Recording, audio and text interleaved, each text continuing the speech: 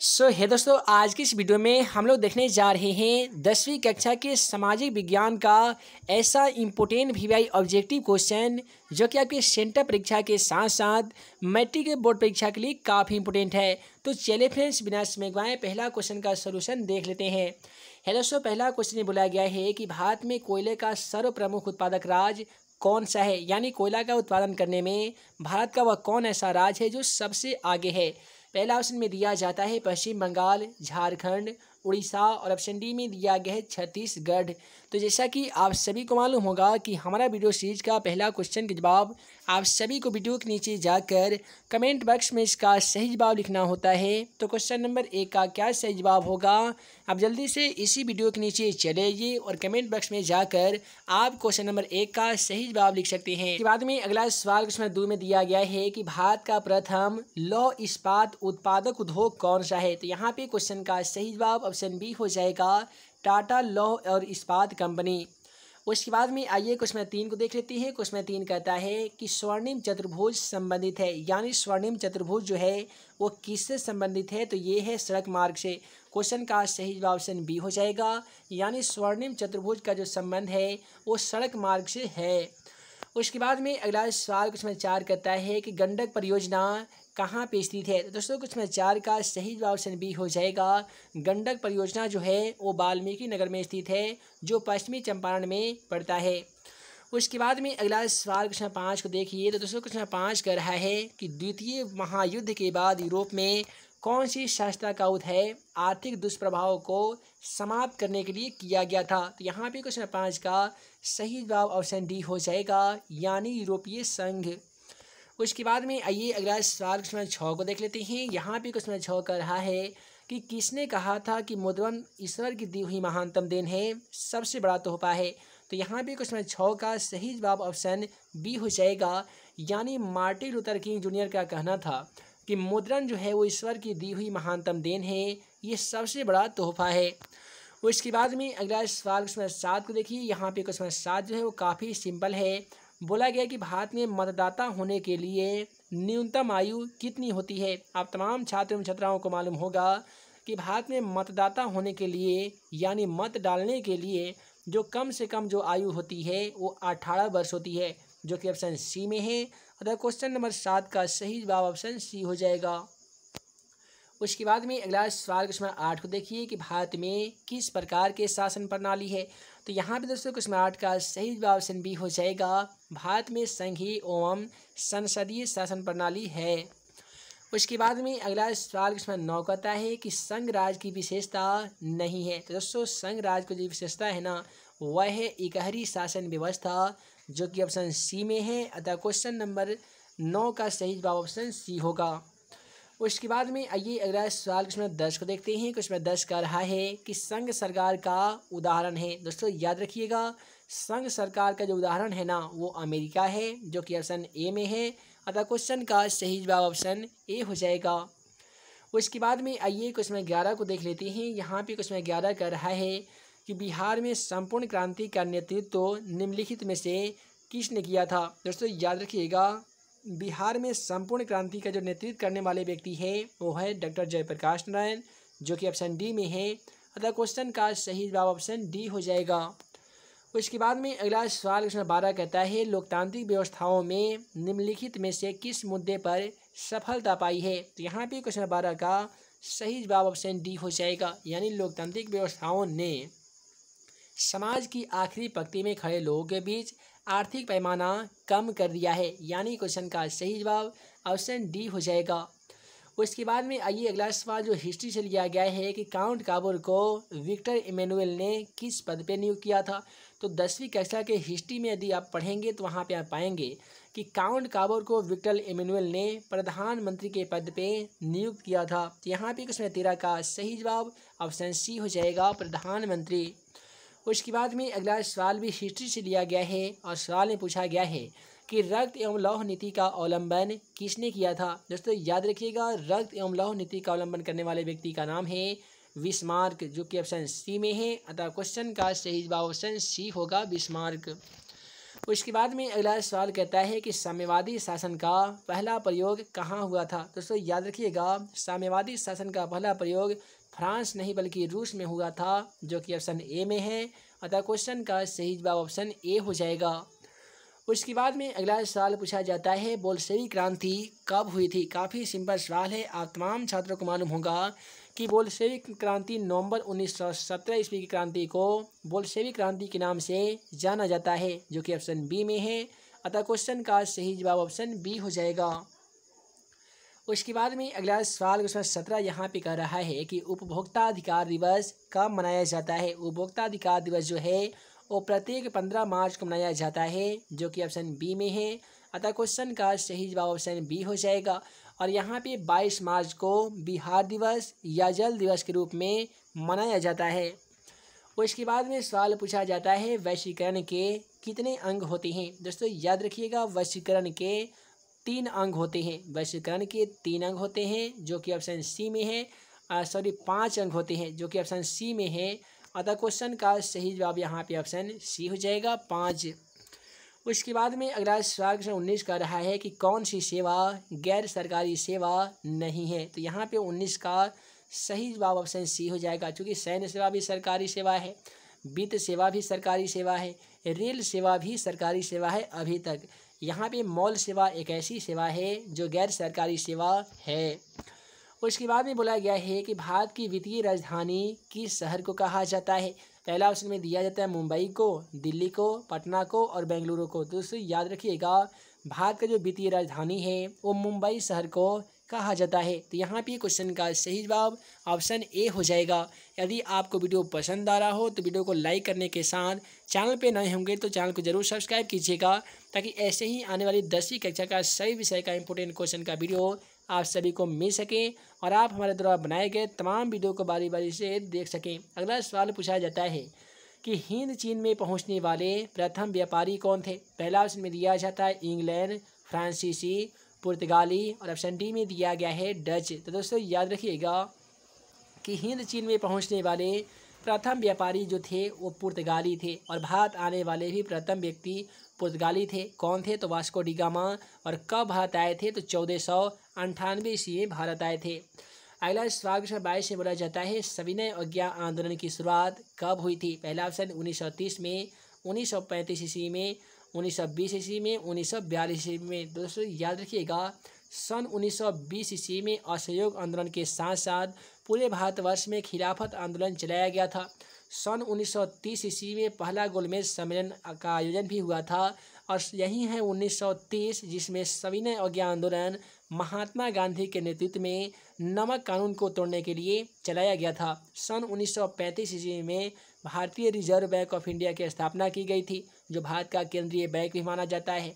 और सन 1942 ईस्वी में तमाम भारतीयों के माध्यम से महात्मा गांधी के नेतृत्व में भारत छोड़ो आंदोलन चलाया गया था, जिसमें करो या मारो का नारा भी दिया गया था। तो बोला गया है सविनय अवज्ञा आंदोलन कब से शुरू हुआ था। तो दोस्तों याद रखिएगा, सन 1930 ईस्वी में महात्मा गांधी के नेतृत्व में साबरमती आश्रम में दांडी यात्रा से शुरू होकर दांडी में इस आंदोलन को चलाया गया था। उसके बाद में कुछ में 23 पूछा जाता है कि राउरकेला लौह इस्पात उद्योग किस राज्य में स्थित है। तो यहाँ पे क्वेश्चन 23 का सही जवाब ऑप्शन ए हो जाएगा। राउरकेला जो लौह इस्पात है ये उड़ीसा राज्य में स्थित है। तो क्वेश्चन का सही जवाब ऑप्शन ए हो जाएगा। उसके बाद में क्वेश्चन 24 कहता है, सामंती व्यवस्था से हटकर किस प्रकार की शहरी व्यवस्था में प्रवृत्ति बढ़ी है। तो दोस्तों क्वेश्चन 24 का सही जवाब ऑप्शन ए हो जाएगा, प्रगतिशील प्रवृत्ति। उसके बाद में क्वेश्चन 25 को देखिए, कांटी तापीय विद्युत परियोजना किस जिला में स्थित है। तो दोस्तों कांटी तापीय विद्युत परियोजना जो है वो कौन ऐसे ज़िला है जहां पे स्थापित की गई है। तो ज़िला का नाम है मुजफ्फरपुर। यदि आप मुजफ्फरपुर गए होंगे या बहुत सारे ऐसे छात्र एवं छात्राएँ हैं जो मुजफ्फरपुर से बिलोंग करते होंगे तो उनको मालूम होगा कि मुजफ्फरपुर के बगल में एक कांटी जगह पड़ता है, जहाँ पे तापीय विद्युत परियोजना जो है वो स्थापित किया गया है। उसके बाद में अगला सवाल है कि रेलवे वर्कशॉप कहाँ स्थित है। दोस्तों क्वेश्चन 26 का यहाँ पे सही जवाब ऑप्शन ए हो जाएगा, मध्य प्रदेश में यानी एमपी में एक जमालपुर पड़ता है और जबलपुर भी पड़ता है, तो यहीं पे रेलवे वर्कशॉप स्थित है। तो यहाँ पे क्वेश्चन का सही जवाब ऑप्शन ए हो जाएगा। उसके बाद में अगला सवाल क्वेश्चन 27 को देखिए कि सुनामी का प्रमुख कारण क्या होता है, यानी सुनामी आने का मुख्य रीजन क्या होता है। पहला ऑप्शन समुद्र में भूकंप आना, मैदानी क्षेत्रों में भूकंप आना, पर्वत पे भूकंप आना, या डी में दिया गया है इनमें से कोई नहीं। तो दोस्तों याद रखिएगा, सुनामी का मतलब ही होता है समुद्र में भूकंप आना, जो कि ऑप्शन ए में है। अतः क्वेश्चन का सही जवाब ऑप्शन ए हो जाएगा। उसके बाद में क्वेश्चन 28 कहता है सुखाड़ क्या है। तो दोस्तों सुखाड़ जो है ना, सुखाड़ हो गया, भूकंप हो गया, ज्वालामुखी विस्फोट हो गया, बाढ़ हो गया, सुनामी हो गया, ये तमाम आपदाओं को हम लोग प्राकृतिक आपदा कहते हैं। यानी वैसी आपदा जो प्राकृतिक कारणों से घटित होती है, ऐसे तमाम आपदा को हम लोग प्राकृतिक आपदा कहते हैं। उसके बाद में अगला सवाल कहता है पंजाब में भूमि निम्नीकरण का मुख्य कारण क्या है। पहला ऑप्शन वनोन्मूलन, गहन खेती, अति पशुचारण, और डी में दिया जाता है अधिक सिंचाई। तो दोस्तों पंजाब में भूमि निम्नीकरण का जो मुख्य कारण है वह है अधिक सिंचाई, जो कि ऑप्शन डी में है। अतः क्वेश्चन का सही जवाब ऑप्शन डी होगा। बहुत सारे गेस्ट पेपर में इसका सही जवाब गहन खेती दिया गया है, जो कि बिल्कुल गलत हो जाएगा।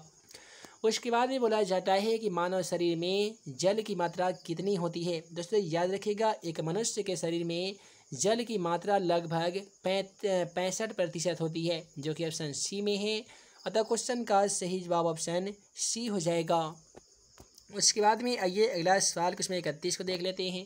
क्वेश्चन 31 बोला जा रहा है कि निम्नलिखित जीवों में से कौन एक ऐसा जीव है जो केवल भारत में पाया जाता है। पहला ऑप्शन मगरमच्छ, डॉल्फिन, व्हेल, और डी में दिया गया है कछुआ। दोस्तों यहाँ पे डॉल्फिन जो भारत का राष्ट्रीय मछली के रूप में जाना जाता है, यह एक ऐसा जीव है जो सबसे बुद्धिमान मछली भी डॉल्फिन को कहा जाता है, और यही है वो डॉल्फिन जो केवल अपने ही भारत देश में पाया जाता है।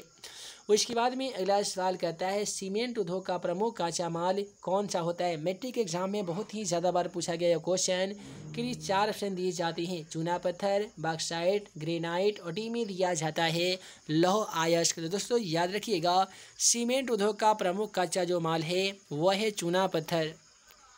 उसके बाद में क्वेश्चन 33 कहता है कि दीर्घकालीन ऋण प्रदान करने वाली संस्था कौन सी है। दीर्घकालीन का मतलब होते हैं लंबे समय तक के लिए ऋण प्रदान करने वाली संस्था जो है वो कौन ऐसी संस्था है।